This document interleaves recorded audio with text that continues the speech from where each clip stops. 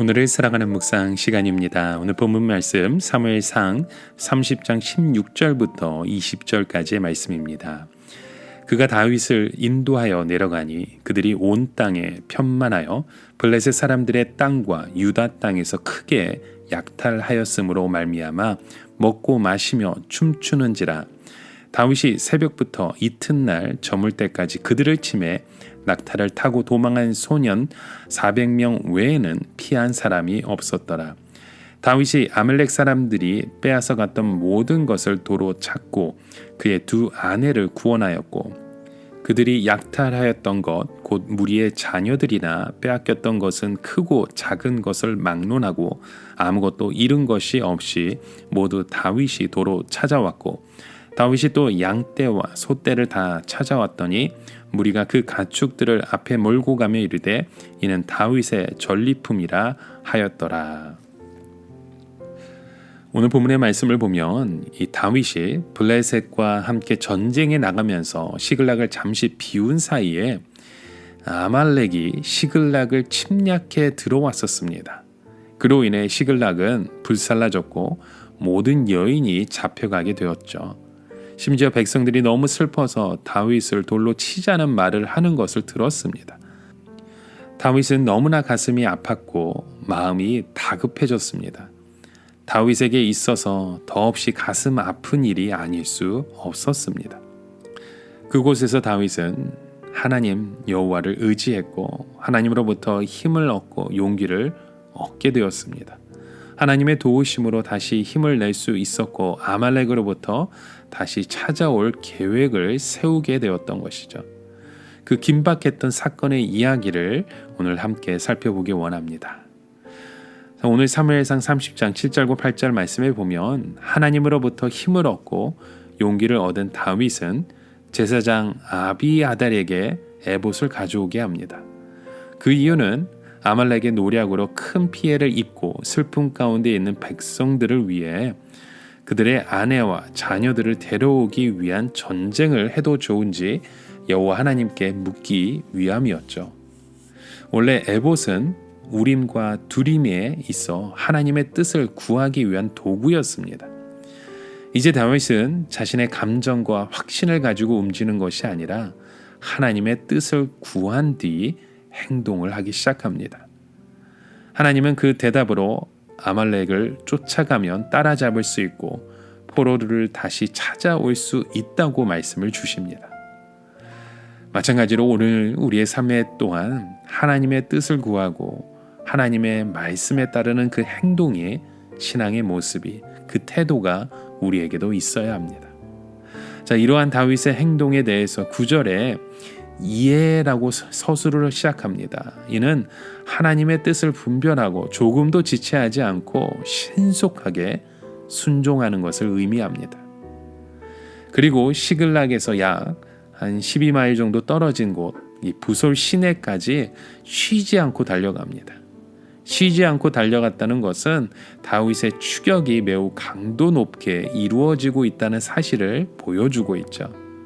이로 인해 군사들이 많이 지쳤고 심지어 나고병까지 생기게 되었습니다. 지친 군사들은 부솔 시내가에서 쉬게 하고 다윗은 400여 명만 거느리고 다시 추격을 시작합니다.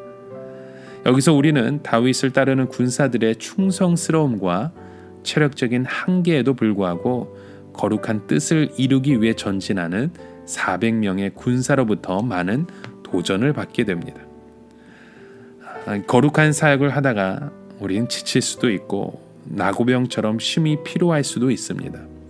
하지만 우리는 거룩한 주님의 사역을 위해 전진하는 400명의 군사가 되기 위해 늘 말씀과 기도로 무장하는 일들이 우리 가운데 꼭 있어야 합니다. 자, 이렇게 아말렉을 뒤쫓는 다윗의 일행은 사흘 동안 굶주린 애굽 소년을 만나게 되고 그로부터 결정적인 단서를 찾게 됩니다. 그 소년은 아말렉 군대가 시글락을 불사를 때 함께 있었으나 곧 주인에게 버림받은 소년이었습니다. 다윗은 이 소년에게 아말렉 군대로 인도해 줄 수 있겠냐고 질문을 하죠. 그 소년은 자신을 죽이지 않고 아말렉 손에 넘기지 않기로 약속하면 인도하겠다고 말합니다. 그리고 그 손의 인도대로 갔더니 아말렉 군대는 약탈한 물건들을 먹고 마시고 있었습니다. 그리고 그때 다윗은 그들을 진멸하고 아말렉 사람들이 빼앗아 갔던 모든 것을 도로 찾았고 두 아내도 구원하였습니다. 한때 자녀를 잃고 슬퍼하던 사람들이 다윗을 돌로 치려 했지만 이제 자녀와 더불어 많은 전리품을 가지고 돌아오게 되자 오히려 다윗을 칭송하는 그런 모습을 우리는 보죠. 이렇게 하나님은 고난을 통해 다윗을 이스라엘의 왕으로 서서히 만들어가고 계셨음을 우리는 보게 됩니다. 때로는 우리가 이해하지 못하는 일들 가운데서도 하나님은 하나님의 그 역사를 이루어가고 계셨던 것입니다.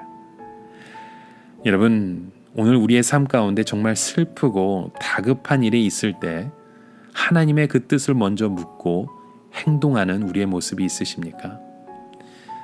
비록 적이었지만 어려움 가운데 놓인 그들을 바라보며 때로는 그들을 품고 선대하는 그런 우리의 마음은 있으신지요?